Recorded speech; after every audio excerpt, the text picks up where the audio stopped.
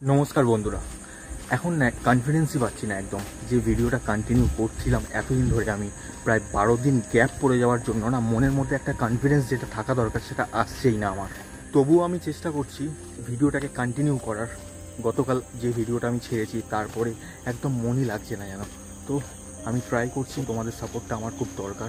দেখো এখানের মন্দিরটা অনেকটা হয়ে এসছে। এই জায়গাটা দেখতে পাচ্ছ, এখানটা কভার করা হয়েছে এই পাঁচিলটাকে কাজে লাগিয়ে। এখানে আই থিঙ্ক কোনো মাটি ফেলে টপ বসাবে বা চাতালের মতো কিছু একটা করবে।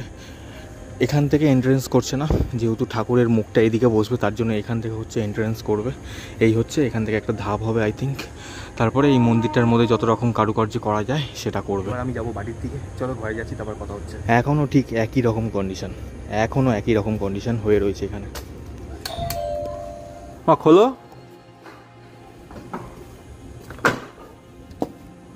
কি গো, এত লেট করছো কেন খুলতে? সো এখন এই ঘরে ঢুকলাম, এবার আমি হাত পা ধোবো, জুতো ফুতো খুলি, তারপরে ফ্রেশ হই। আর মা দেখতে হচ্ছে ঘর পুরো অন্ধকার করে রেখে দিয়েছে এখানে।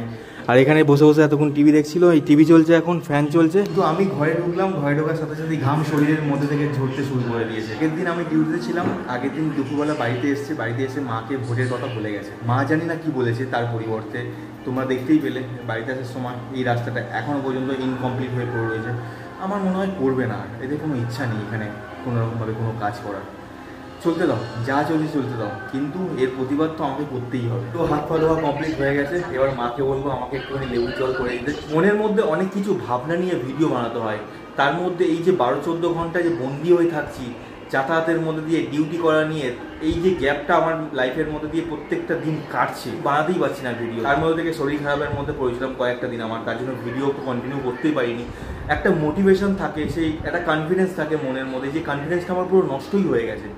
তো আমি আজ থেকে ট্রাই করছি আবার নতুনভাবে করার। তো এখন মা এখানে নিয়ে চলে এসছে আমার জন্য লেবুর জল। তো এখন এই লেবুর জলটাকে খাবো। ঠান্ডা না গরম? হ্যাঁ, গন্ধরাজ লেবু ছিল এটা। তুমি কি নিয়ে এসেছিলে পাতিলেবুটা? আচ্ছা, কেন ক টাকা করে নিয়েছে লেবু? ভাগ্য বালিগঞ্জে 7 টাকা পিস লেবু। হ্যাঁ সিরিয়াসলি, বালিগঞ্জে 7 টাকা পিস। কোথায় বলেছে? বালিগঞ্জ স্টেশনের উপর। ওই সব লেবু তুমি খেতে পারবে না, একদম খেতে পারবে না। ভালো হয়েছে। এই গরমকালে যখন লকডাউন চলছিল করোনার সময়, ধর্মতলা থেকে প্রত্যেকটা দিন আসতাম। বিগত 2 বছর আমি সাইকেল চালিয়ে এসেছিলাম।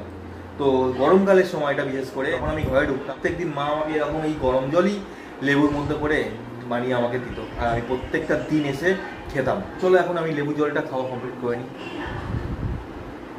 सो इसी के साथ हमारा লেবু का पानी पीना खत्म हो चुका है। अभी मैं बोलूंगा मम्मी को खाना देने के लिए। ও মা, দাও এবার খেতে। কি রান্না করেছো?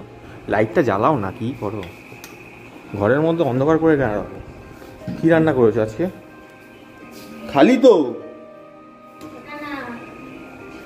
এটা আমার। হ্যাঁ বললাম আজকে ইয়ের কচুরি করতে, হিঙের কচুরি করতে পারতে না, খুব খেতে ইচ্ছা করছে। বললাম একটুখানি তোমাকে সকালবেলা বলে গেলাম বাড়িতে ডিউটি যাওয়ার সময় যে একটুখানি ঘুগনি করো। কালকে করবে তো? হ্যাঁ মা করবে কালকে? তো আমি কি বেশি করে তোমাকে প্রত্যেক দিন করতে বলছি? একটা দিন করবে তো? সেই লাস্ট কবে খেয়েছিলাম, 1 মাসের ওপর হয়ে গেছে। এই হচ্ছে প্রবলেম, যখন যেটা খেতে ইচ্ছা করে তখন বানিয়ে দেয় ঠিকই, যখন খুব খেতে ইচ্ছা করে তখন বানিয়ে দেয় না। চলো খাবারটা এখানে এখন রাখি। আগে খেতাম বিছানার ওপর, এটা আমার খুব বড় একটা ভুল ছিল, যেটা অনেকেই করে থাকে আমার মতো অনেকেই। বাট আমি নিজের ভুলটাকে বোঝার পর থেকে আমি কিন্তু এই বিছানার ওপর আর খাই না। সে আমি নিরামিষটাই খেতাম, কোনোদিন মানে আমিষ জিনিসটা আমি বিছানার মধ্যে খেতাম না, আমি নিরামিষটাই খেতাম। বাট সেটাও কিন্তু উচিত নয় ঘরের মধ্যে বিছানার ওপর খাওয়া। তো আমার মতো অনেকে যারা এখনো পর্যন্ত বিছানার মধ্যে এরকমভাবে খাও, তো তাদেরকে প্লিজ বলবো দয়া করে ঘরের মধ্যে বিছানার ওপর খেও না। इसी के साथ मैं खाना कंप्लीट करता हूँ, তারপরে দেখা যাক কি করা যায়। সো এখানে আমি পুরো প্লেটটাকে আর বাটিটাকে চেটে পুঁতে পরিষ্কার করে খেয়েছি, কারণ এত সুন্দর তরকারিটা বানিয়েছিল। ময়দার পরোটা যেহেতু, যেটা হচ্ছে আমার সব থেকে ফেভারিট। কিন্তু এখানে হচ্ছে একটা কথা আছে, মা দেখো এখানে হচ্ছে ভাত খাচ্ছে, সকালের তরকারি মানে মাছের তরকারি, ভাত। পরোটা খেলে না কেন আজকে? তো ভাত ছিল তো কি হয়েছে, কালকে জল ফেলে রাখতে পারতে খেতে। তুমি বাসি তরকারি খাচ্ছ কেন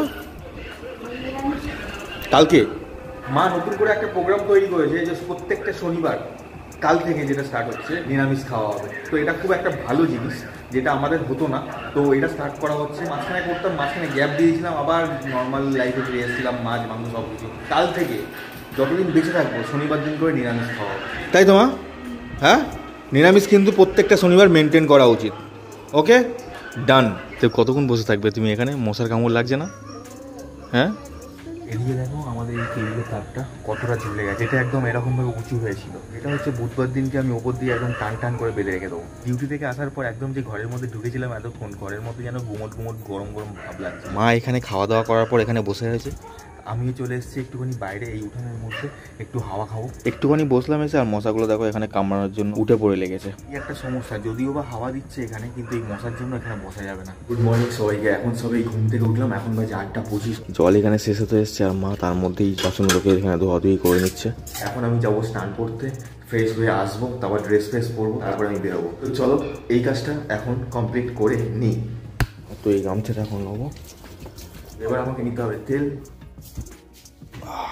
এই তেলটা প্রায় 1.5 বছর হয়ে গেছে, এই যে এক্সপায়ারি ডেট সেটা আমি দেখতেই পাচ্ছি না। ফাইনালি গাইস স্নান ফান করে আসার পর একটু বসেছিলাম, আর এদিকে হচ্ছে মা ছাতুগুলো রেডি করে দিয়েছে আমার জন্য। এই হচ্ছে ঠান্ডা জল বোতলের মধ্যে, ছাতুটা খাবো, তারপরে এই জলটা খাবো। এখানে টিফিন বক্স গোছানো হয়ে গেছে ব্যাগের মধ্যে। তো এখন ছাতুটা খাওয়া কমপ্লিট করবো, তারপরে আমি বেরোবো।